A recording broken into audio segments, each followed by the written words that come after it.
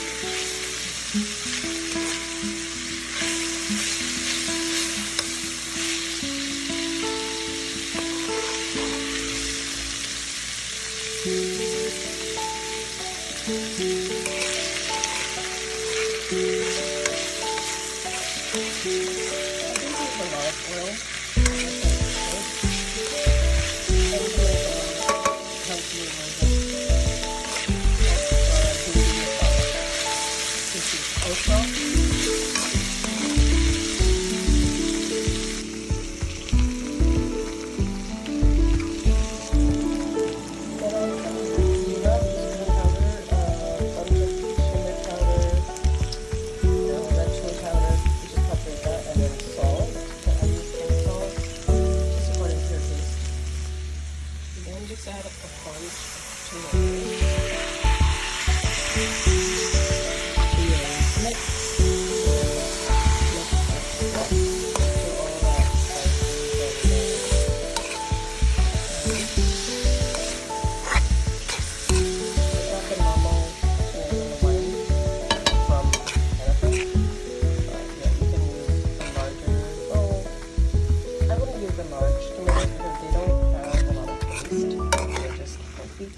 but yeah, you want to get something that will very good tomatoey taste. You want to cook this on a little bit higher heat for a little bit so this tomato part kind of gets squished in and the flavoring goes into your onions. So give it some time on a little bit higher heat. So I like Bhindi masala, which is mostly like made fried. But I didn't want fried bhindi, which is the okra. I wanted it a little bit healthier version. So I chopped up most of my okra, and then I put it on the pan, baking pan, and then I added a little drizzle of olive oil, very little, and some salt to it. And I baked it for a little bit until it was not burnt. You know, most of us go with 450. And then just make sure it doesn't burn, so keep watching it, but just a little bit cooked. Okay, so when you remove the lid from the pan, it's going to be looking like bad a little bit, and that's because the moisture from the tomatoes are coming out, so you let it cook on this same heat and everything. Don't add your okra yet. Just keep doing it, let it simmer and cover it, and just don't let it burn, just let it simmer. See, that's kind of lingo I understand, so I know most of you probably are the same thing as I am. So just don't let it burn, but just stick around and watch this baby. See, I did not add a lot of ghee or oil because I'm trying to make a little healthier version of this, which I'm going to have later with dinner. But yes, you can't see a lot of oil, but there is some oil. But yeah. So if you want your masala to be like fine and like you don't want to see like chunky, you don't want it to be like chunky, just go with your spoon and with your arm strength, like kind of cut down, like try to like break it down a little bit, like this piece right here, like go like that. Like, mellow it kind of down, like softer, if you don't want it that chunky.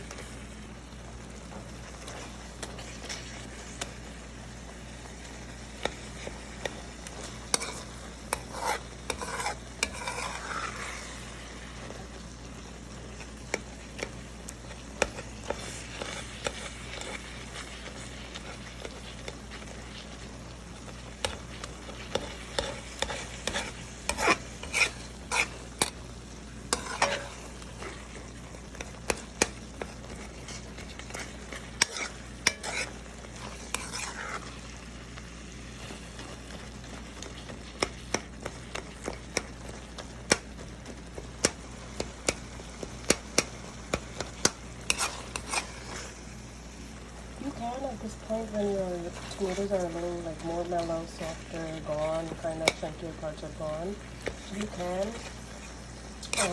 add your bhindi at this time.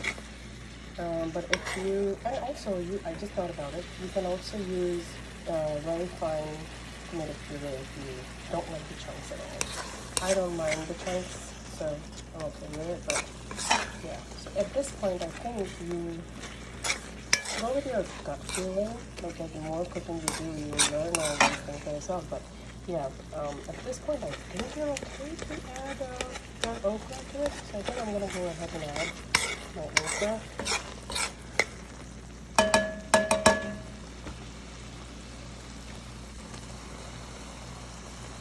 I have to use my other hand to bring my okra together.